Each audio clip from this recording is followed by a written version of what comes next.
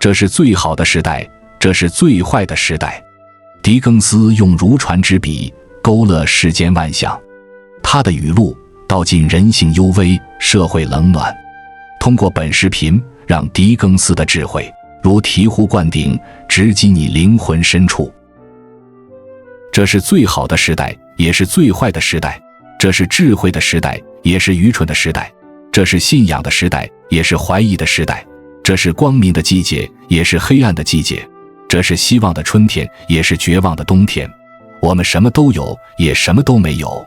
我们正走向天堂之路，也正走向地狱之门。在你的人生中，永远不要打破4样东西：信任、关系、诺言和心，因为当它们破了，是不会发出任何声响，但却异常痛苦。苦难是最好的老师，教导我们了解自我的内心，虽然受到磨练与心碎，但我相信会让自己变成更好状态。知足的茅草屋要胜过冰冷华丽的宫殿。有了爱，就有了一切。从事慈善事业的人有2类，一类是光说不做的人，另一类是光做不说的人。心灵的黑暗能把人变成野兽。天下最苦恼的事，莫过于看不起自己的家。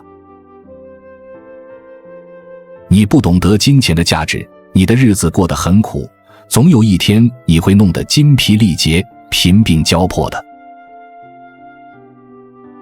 为人处事，记住一条原则大有好处，能够不落把柄在人家手里，那就千万不要落，因为谁说的准哪怕有天早晚会让人家利用呢？你要去爱，就要像从来没有被伤害过一般；你要跳舞，就要像没有人在看你一样。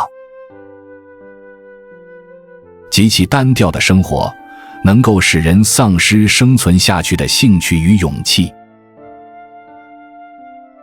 你要把应该走的路走好，才可以走想走的路。世界上没有比笑声、幽默感更具有感染力。机会不会上门来找人，只有人去找机会。人总是在离开一个地方后开始原谅他。仁爱先从自己开始，公正先从对别人开始。满腹猜疑，拒人于千里之外，倒怪人家不来亲近，不肯倾心吐胆，把这叫做人家的自私自利。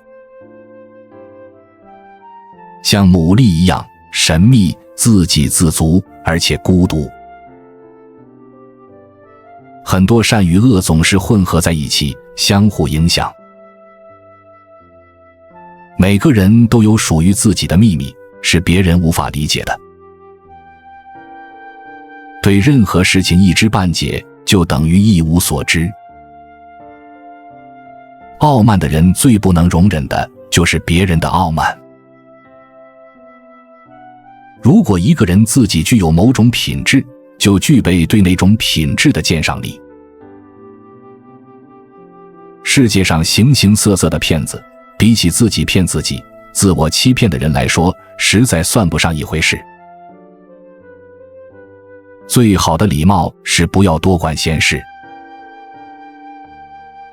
一个人自吹自擂自夸是没有用的，重要的是让人家看到你怎么做到，并且用事实证明。喜欢本视频的小伙伴点赞加关注，进入主页观看更多精彩分享。